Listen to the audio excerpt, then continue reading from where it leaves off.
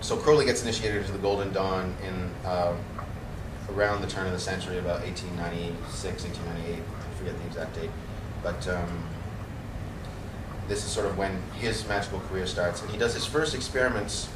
In the Book of Thoth, Crowley actually says that the Golden Dawn ended in 1900, as it was, which is not exactly accurate, but as far as he was concerned, Mather's leadership was disputed at that point, and the order sort of schismed. And then sort of what you had was sort of a French sector of the occult and a British sector of the occult. Existing evidence probably suggests, because you have guys like Girardacus and Eliphas Levi in France, that they were probably the more sophisticated, better educated group, but they were sort of wiped out by the Nazis in World War II, so we have a lot less information about what they did.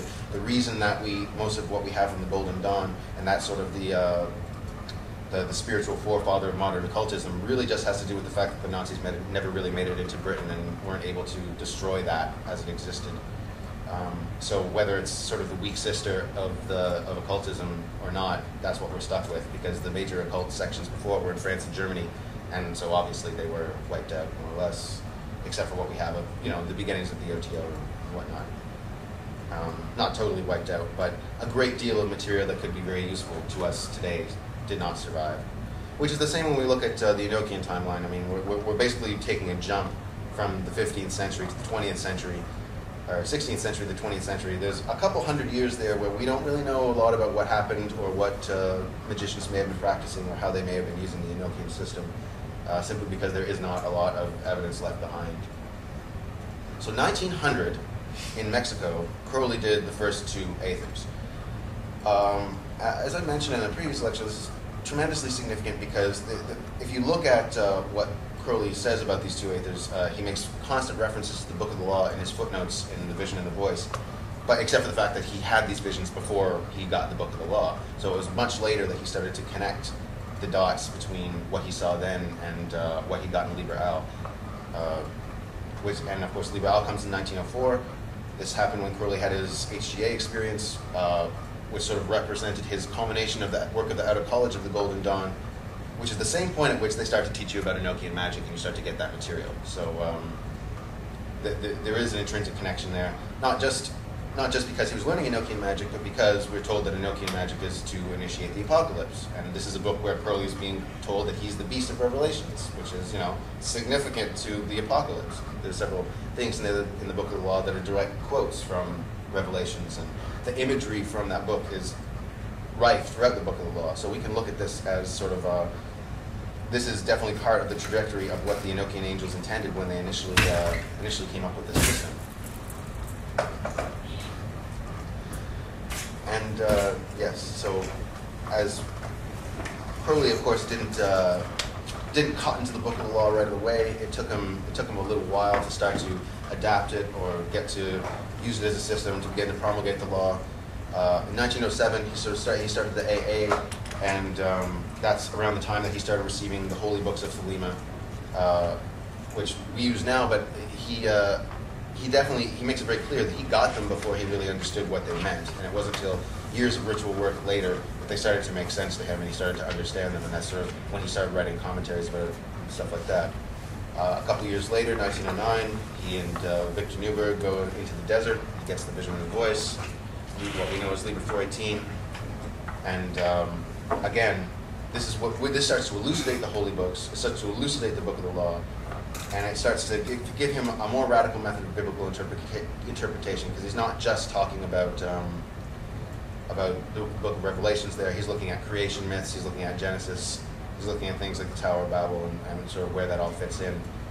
He does the Abel-Dees working in 1911, which gives way to Book 4, Magic in Theory and Practice, which sort of is his attempt to fulfill what he got in the Book of the Law, where it says he has to teach people about these things, and he has to instruct people in the occult and ceremonial magic, particularly in ceremonial magic, because there is a current of thought in modern Thelema where people think that ceremonial magic isn't important or it doesn't have to be part of the system, and this is just ridiculous on the face of it. The Paris working happens in 1914. And this is, although it doesn't directly use Enochian magic, it's a very clear product of the magical methods that he used in Liber 418, and sort of an evolution of that. And shortly after, Victor Newberg has a nervous breakdown, and he and Crowley split. And then you see that there's not a lot, like that pair was a very important pair to have, and Newberg sort of couldn't handle it and took off, and which, you know, sort of led to a lack of, you know, after the pair is working, it's not that Crowley doesn't have any other big significant magical events, but they don't, between what happened with Liber Au, what happened with Liber 418, what happened with the Paris working, those are sort of the big three of his magical career. And a lot of his work after that is taking the information that he got there and spreading it out and decimating it and using it in his other books that he wrote after that and the articles that he wrote after that. He will constantly be referring to this throughout the rest of his life. And you really don't get a lot of the big stuff until you get the Book of Thoth. That's sort of the next big book, because he had already written the Book of Lies and so on and so forth. And this was his final attempt, where he wrote that around the same time he was writing Magic Without Tears, which is kind of his beginner book or whatever, but it doesn't engage these subjects on the same level of depth that the Book of Thoth does. So this I like to think of the Book of Thoth as the intended fruition of the original Enochian transmissions.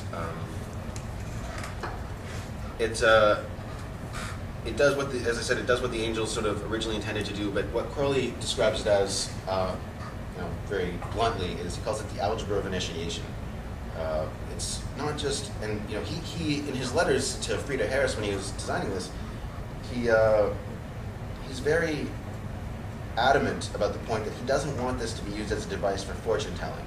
He doesn't see this, divination literally in the sense of getting knowledge from divine sources. Yes, this is what he wants it for, but it's not to figure out, when you're going to have sex next, or are you going to get the new job, or whatever. Like, that's not the purpose at all.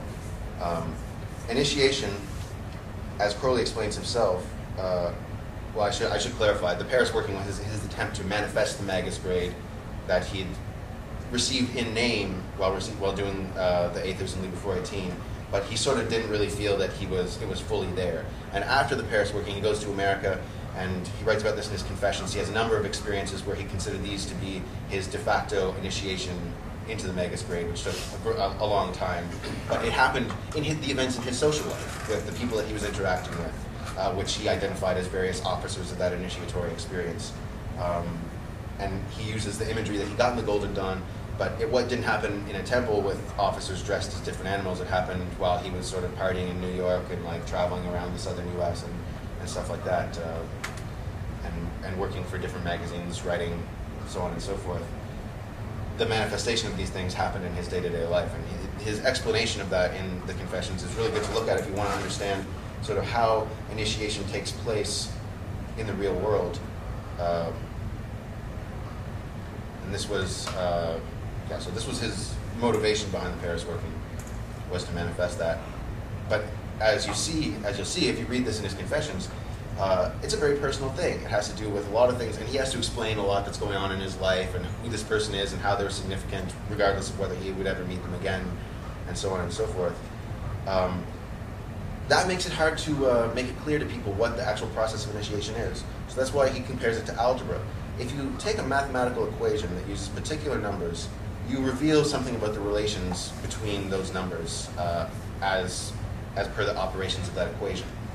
If you take that same equation and you put it in algebraic form, you make it into an abstraction. And what you reveal, therefore, is not something about the relations between particular numbers, but something about the nature of the equation as a thing in itself. And that's what he's trying to do with the tarot here, is to reveal something about initiation as a thing in itself, as a process in itself, and in a way that people can take those abstract ideas that you see in the major arcana and in the smaller cards and in the court cards, and apply them to your own life, and use the particulars of your own life to fill in those sort of abstractions, and thereby making something about initiation clear, not just the particular initiation of a particular individual, because that kind of thing is going to be very different for different people, although it will contain, as he points out, the same elements if you look at them in the abstract form.